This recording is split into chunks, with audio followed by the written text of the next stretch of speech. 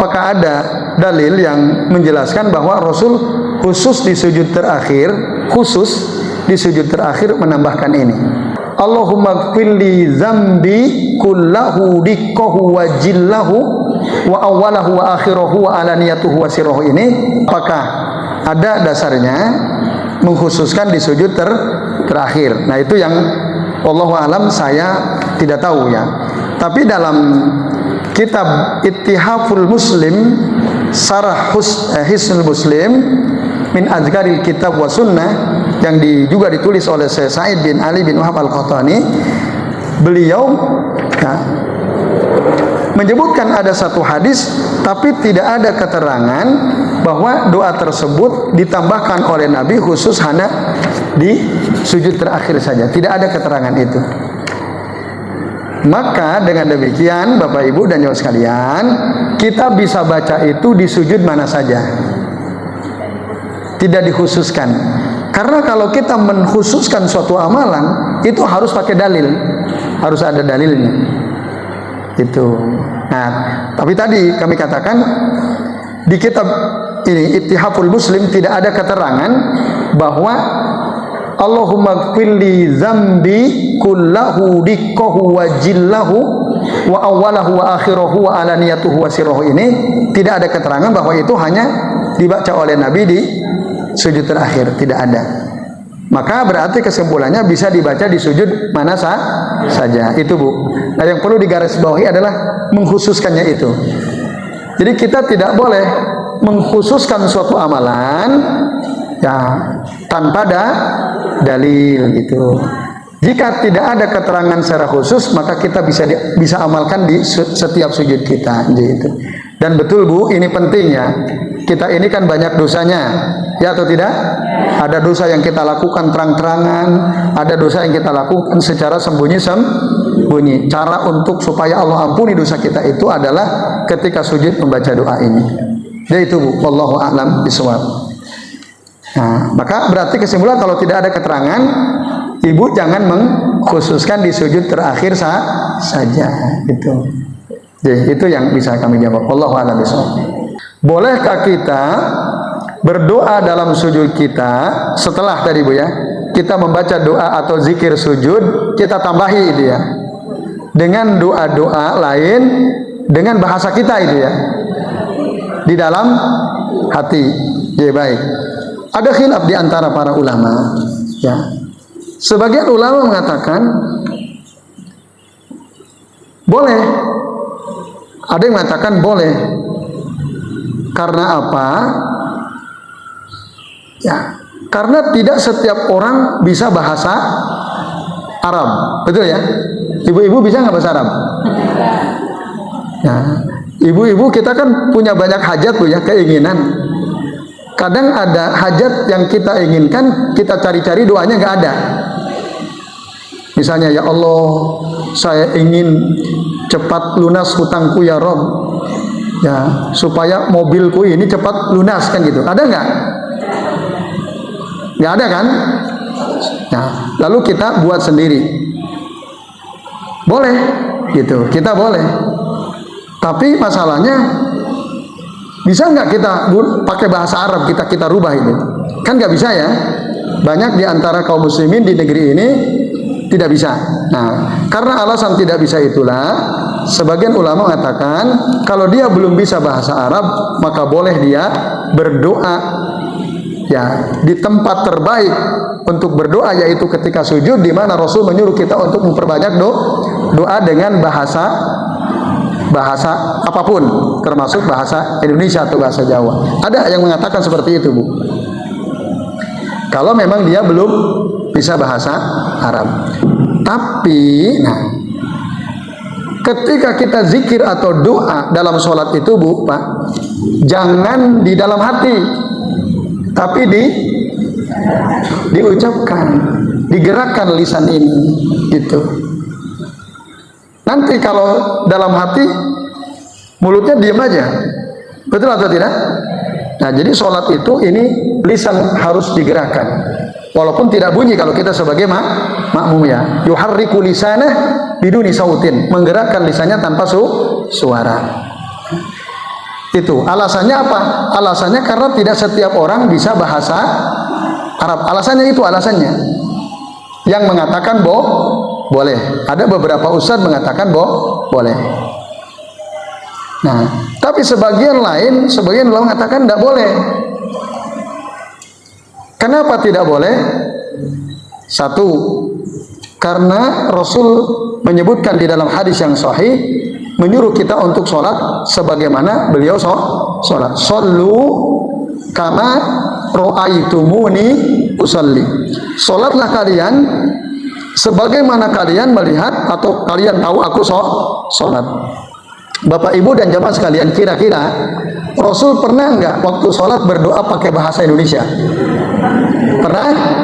Enggak pernah. Jadi sementara Rasul nyuruh kita untuk sholat sebagaimana beliau sholat. Nah, inilah alasan sebagian ulama yang mengatakan enggak boleh. Jadi waktu sholat itu ya semua doa dan zikir yang kita baca, satu, sesuai dengan yang diajarkan Nabi. Yang kedua, jika ada isyarat Nabi membolehkan kita menambah dengan doa-doa lain seperti sujud misalnya, tetap kita ucapkan dengan bahasa Arab sebagaimana yang dilakukan oleh Rasul dalam setiap zikir dan doanya. Gitu, Bu. Nah, jadi nggak boleh. Gitu. Kami cenderung kepada pendapat yang kedua ini. Jadi, ya dengan bahasa Arab. Kalau kita punya hajat lalu ingin kita baca waktu sujud, karena sujud itu saat dimana kita sebagai hamba dekat sekali dengan Allah Ta'ala. Aqrabu ma yakunu al-abdu min rabbihi wa huwa sajidun, kata Nabi. Keadaan terdekat seorang hamba dengan Allah Tuhannya waktu dia sujud. Fa'aksiru ad-du'a, perbanyaklah doa. Nah, kita ingin supaya hajat kita ini diijabah oleh Allah Ta'ala, maka kita milih, saya mau berdoa ketika saya sujud, silakan.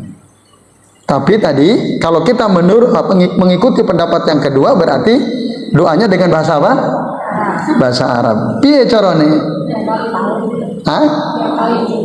Berarti tanya dulu sama orang yang ngerti bahasa Arab. Tanya siapa ustadz yang kira-kira menurut ibu bisa. Ustadz, tolong dong terjemahkan, saya punya hajat seperti ini, kira-kira bahasa Arabnya bagaimana? Mau saya baca di dalam sujud saya. Kira-kira begitu, Bu. Ya, caranya kita tanya sama orang yang ngerti bahasa Arab, bagaimana menerjemahkan doa yang di dalamnya ada keinginan kita supaya diijabah oleh Allah, dan akan kita lakukan waktu kita sujud. Yaitu ada khilaf, tapi yang jelas ada khilaf di antara para ulama. Wallahu a'lam bishawab. Bagaimana doa ketika kita sujud sahwi? Bagaimana Bapak Ibu? Jadi kan pernah sujud sahwi? Yang sudah pernah sujud sahwi selain Ibu? Apa Bu? Yang lain berarti kayaknya nggak pernah sujud sahwi ya? Bagus berarti ya, nggak pernah lupa, nggak pernah ragu-ragu ya. Apa doa ketika kita sujud sahwi? Gimana Bu? Apa? Ya, berdasarkan ya keterangan dalam hadis Nabi yang sahih, doa sujud sahwi itu sama dengan doa sujud ketika kita sholat. Walaupun ada di beberapa kitab diterangkan sujud sahwi itu doanya apa? Subhana man la yanamu wala yashu. Ini yang masyhur ya. Subhana man la yanamu wala yashu. Maha suci Allah, zat yang tidak pernah tidur dan yang tidak pernah lupa. Secara makna relevan atau tidak Bapak Ibu? Sangat relevan. Tapi, ini tidak pernah diajarkan oleh Rasulullah SAW. Itu tidak pernah Rasul mengajarkan doa sujud sahwi itu seperti itu. Nah, lalu ada orang yang berpendapat karena Rasul tidak pernah ngajarin doa sujud sahwi, berarti ketika sujud sahwi nggak ada doanya. Ada juga yang berpendapat seperti itu. Jadi cuman sujud toh, nggak ada doanya. Karena Rasul tidak pernah mengajarkan doa sujud sahwi. Silakan cari di kitab-kitab hadis ya, yang mu'tabar, yang dijadikan rujukan oleh kaum muslimin, Ya, kutubu sitah misalnya atau kutubu tisah itu tidak ada. Karena tidak ada berarti waktu sujud sahwi enggak ada doa. Nah, pendapat ketiga mengatakan sujud sahwi itu doanya sama seperti sujud dalam sholat kita. Ini ada dasarnya. Nah, dalilnya adalah keterangan dari Nabi. Jadi kalau kita lupa, ragu-ragu atau ada menambahi kurang gitu ya, maka fal yasjud sajdataini misla sujudihi au atwal. Nah, hendaklah dia sujud 2 kali sujud di akhir salat ya, sebelum salam atau bisa juga sesudah salam. Sajdataini 2 kali sujud misla sujudihi au atwal, sebagaimana sujudnya dia dalam salat atau lebih panjang. Kata misla seperti sujudnya dia dalam sholat, apanya yang dimaksud seperti itu?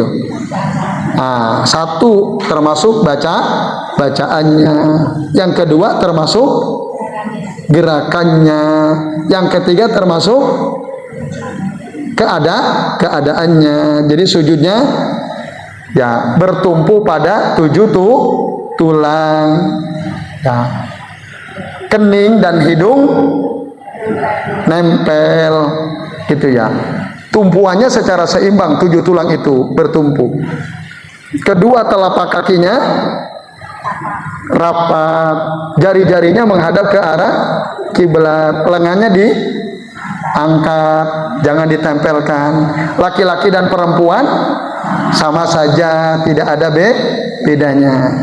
Walaupun ada di antara sebagian orang katanya kalau perempuan itu sujudnya agak beda dengan laki-laki. Nah, gimana sujudnya kalau perempuan itu? Bapak Ibu yang ibu-ibu pernah dengar? Nah, ditempelin gini ya.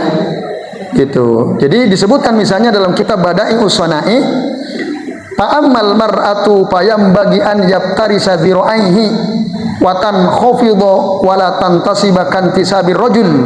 Nah, watul zikubat naha bipakhidaiha lianna dzalika astarulaha. Jadi adapun wanita hendaklah ketika sujud itu, nah ini antap tarisa ziroaiha. Apa itu tabtarisa? Menghamparkan kedua lengannya. Watan khofidho, direndahkan dan tidak ditegakkan sebagaimana kaum laki-laki, dan menempelkan perut dan pahanya. Katanya gitu ya. Li'anna dzalika astarulaha. Karena hal itu lebih bisa menutup aurat maksudnya bagi wanita.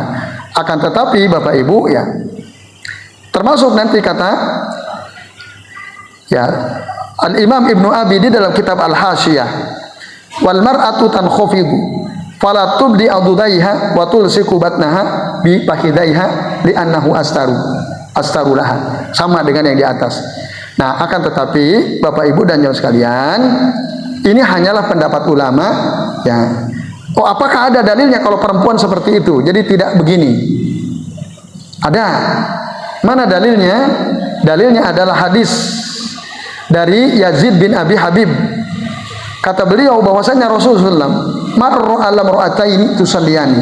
Pernah suatu ketika berjalan melewati 2 orang perempuan. Lalu Rasul memberikan nasihat kepada mereka, idza sajadtuma, kalau kalian berdua salat wahai kaum wanita ini, ada 2 orang wanita, fadhamma ba'dal lahmi ilal ardi, maka ya gabungkanlah sebagian daripada daging tubuh kalian itu ke bumi, ke tanah, ke ilal ardi itu maksudnya ke lantai gitu ya. Fa innal mar'ata laysat fi dzalika karrajul, karena sesungguhnya wanita itu ketika sujud tidak sama seperti laki-laki. Hadis rawahu Abu Dawud wal Baihaqi. Akan tetapi Bapak Ibu dan jemaah sekalian, ini hadis dhaif. Nah, ini hadis lemah hadisnya.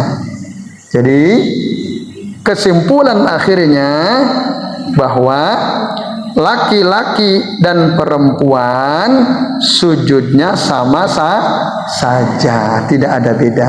Pun begitu juga ketika sujud sahwi. Jadi keadaannya sama, doanya pun sama. Itu Bu. Nah, inilah pendapat yang paling kuat yang terakhir. Jadi sujud sahwi itu doanya sama seperti sujud dalam sholat kita. Mana ya? Silakan pilih. Yang 12 itu. Nah, tinggal ibu hafal yang mana. Nah itu, syukur-syukur kalau hafal semua kita bisa baca di antara yang 12 itu. Wallahu a'lam bishawab. Yang pertama, ini terakhir ya. Sujud sahwi, tapi kita ingatnya setelah salam gitu Bu ya. Aduh tadi saya kayaknya tidak sempat tahiyatul tasawuf awal Bu ya. Sebenarnya waktu rakaat ketiga kita ingat saya mau sujud sahwi nanti sebelum salam. Tahu-tahu udah assalamualaikum warahmatullah, assalamualaikum warahmatullah. Ya Allah, saya belum sujud sahwi. Nah, Bapak Ibu dan jamaah sekalian, Rasul itu ada kalanya sujud sahwi sebelum salam, tapi juga ada kalanya beliau sujud sahwinya setelah salam. Ada sebagian ulama merinci kapan sujud sahwi disyariatkan dilakukan sebelum salam dan kapan sujud sahwi dilakukan setelah salam. Ada rinciannya. Tapi sebagian ulama mengatakan sujud sahwi bisa dilakukan baik sebelum maupun sesudah salam. Kapan kita ingat, lakukanlah saat kita ingat. Kalau kita ingatnya sebelum salam, lakukan sebelum salam. Kalau kita baru ingat setelah salam, lakukan setelah salam. Jadi Bu, tidak ada masalah. Ya, Ibu lupa ya, kita lupa. Aduh, saya tadi belum tasyahud awal. Nah, kalau kurang rokaat, Ibu sudah salam. Misalnya sholat zuhur harusnya 4 rokaat. Ya, misalnya atau maghrib 3 rokaat gitu ya. Baru 2, Ibu udah salam. Gitu. Apa yang harus kita lakukan? Tambah Bu. Walaupun kita udah salam, bahkan mungkin kita udah ngobrol sama temen. Katakan gini ya, Ibu lagi sholat maghrib, Mas bukan di masjid atau di rumah lah, Ibu sholat. Suami Ibu memperhatikan Ibu. Ibu baru 2 rakaat udah salam. Kata suami Ibu, Bu, iya sih jenengan kok baru 2 rakaat udah salam. Padahal jenengan lupa kan? Lu bener Pak, aku cuma 2. Iya. Ibu udah ngobrol? Udah kan sama suami Ibu ngobrol. Itu Bu, Pak. Maka langsung kita naik lagi, tambah 1 rakaat. Nah, berarti kan rakaat ketiga ya normal seperti biasa. Sujud, duduk di antara sujud lagi, lalu kemudian tasyahud lagi, tasyahud akhir normal. Nah, kalau kita ingat sebelum salam, turun lagi sujud. Untuk sujud sahwi, bacaannya sama, keadaannya sama. Lalu duduk lagi, baca doa di antara 2 sujud, lalu kemudian sujud lagi, sama bacaannya, lalu bangkit lagi, langsung salam, tidak perlu ada tasyahud setelah sujud sahwi. Kalau itu dilakukan sebelum salam, itu sudah selesai. Kalau dilakukannya setelah salam, ya udah, Ibu kan assalamualaikum warahmatullah, assalamualaikum warahmatullah. Aduh, tadi kan saya kurang gitu ya. Udah, Ibu langsung tinggal sujud lagi 2 kali gitu. Setelah selesai langsung salam, tidak perlu ada tasyahud akhir. Itu jelas Bu. Nah, terakhir, waktu kita takbir angkat tangan tidak boleh melebihi telinga gitu Bu ya. Perempuan tidak boleh melebihi telinga. Nah, Bapak Ibu dan jamaah sekalian, sholat laki-laki dan perempuan tidak ada perbedaan. Ketika Rasul angkat tangan waktu takbir itu, takbiratul ihram atau takbir yang angkat tangan, dianjurkan angkat tangan, itu hanya ada 2 caranya. Kadang beliau yarfa'u yadaihi hazwa uzunai wa yarfa'u yadaihi hazwa mangkibai, sejajar dengan pundak atau sejajar dengan telinga. Gimana coba sejajar dengan telinga itu? Kan tangan ini ya, apanya yang sejajar? Kalau gini sejajar nggak? Nah, telapaknya ini lebih tinggi kan nih yang ini dari telinga. Nah, ada yang mengatakan lebih tinggi. Nah, ada yang mengatakan yang sejajar berarti yang tengah-tengahnya. Yang tengah apa berarti? Jempol. Ada yang mengatakan begitu, tengah-tengah. Tapi nggak perlu juga digini-giniin. Nah, ini udah sejajar belum? Nggak perlu. Laki perempuan sama bu, boleh. Ya hazwa uzunai. Tapi kadang-kadang hazwa mangkibai. Mangkibai disejajar dengan ini. Berarti apa yang sejajar? Tengah, nah tengah-tengahnya gitu. Dan itu pakai perasaan aja, pakai kira-kira. Gak usah ditempelin begini, ini dah gak usah. Jadi Allahu Akbar atau Allahu Akbar. Jadi tidak ada dalil yang mengatakan bahwa perempuan tidak boleh lebih tinggi dari, tidak boleh sejajar dengan telinga. Tapi memang kalau lebih tinggi dari telinga, baik laki-laki perempuan tidak boleh bu. Allahu Akbar. Nah ini boleh nggak bagi laki-laki perempuan? Bukan hanya perempuan, laki-laki pun tidak boleh karena nggak ada tuntunannya. Nah tapi kalau seperti ini, baik laki-laki maupun perempuan boleh berdasarkan hadis tadi. Wallahu a'lam bishawab. Ya baik Bapak Ibu, cukup deh. Terima kasih atas perhatiannya. Kami mohon maaf apabila yang kami sampaikan ada kekeliruan. Dan kami akhiri wassallallahu ala Muhammadin wa ala alihi wa sahbihi wa baraka wa sallama alaihim ajma'in. Billahi taufiq wal hidayah. Wassalamualaikum warahmatullahi wabarakatuh.